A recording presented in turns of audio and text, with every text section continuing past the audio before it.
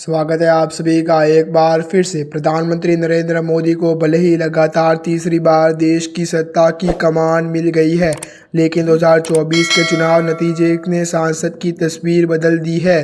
संसद के उच्च सदन में भी अभी तक बीजेपी और मोदी सरकार के लिए नवीन पटनायक की पार्टी बीजेडी संकटमोचक बनती रही है।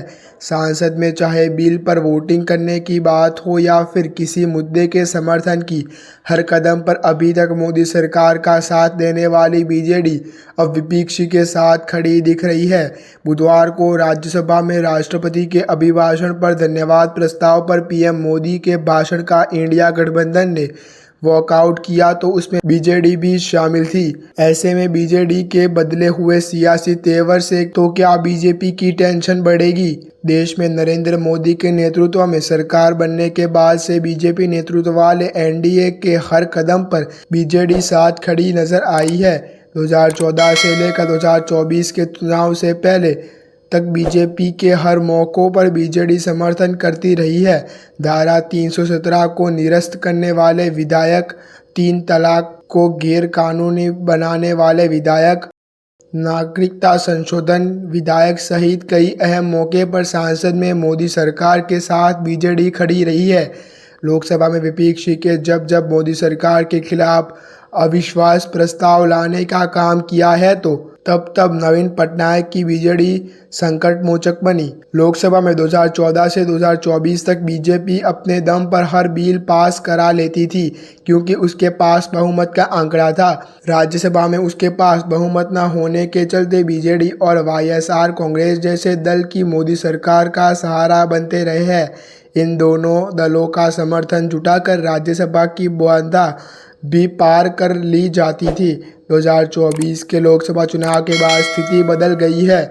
ओडिशा की सत्ता गंवाने और लोकसभा चुनाव में करारी हार के बाद नवीन पटनायक की सियासी बदल गई है।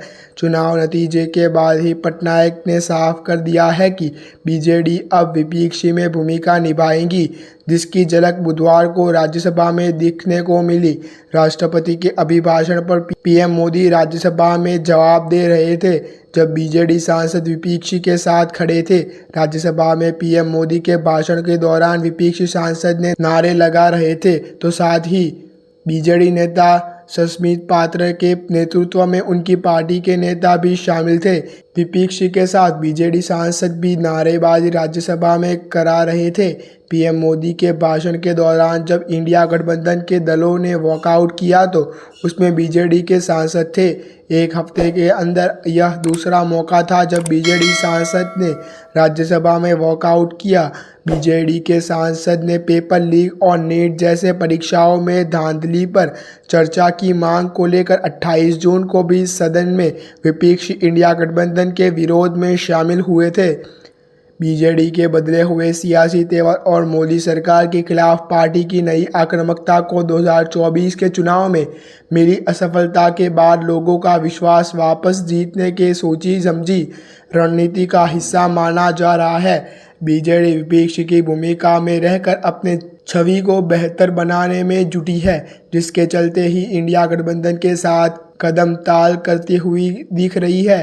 हालांकि बीजेडी सुप्रीमो और पूर्व सीएम पटनायक ने अपनी पार्टी के राज्यसभा के सांसद के साथ बैठक कर कहा था कि पार्टी ओडिशा की हित की रक्षा के लिए हर संभव प्रयास करेगी। पटनायक ने साफ वह दिया था कि अब बीजेडी का समर्थन नहीं, सिर्फ विरोध। बीजेडी सांसद ने राज्यसभा में विपक्षी के साथ वॉकआउट कर अपने संकेत दे दिए हैं। ऐसे ही अच्छे न्यूज़ जानने के लिए आप हमारे यूट्यूब चैनल को सब्सक्राइब करना ना भूलें।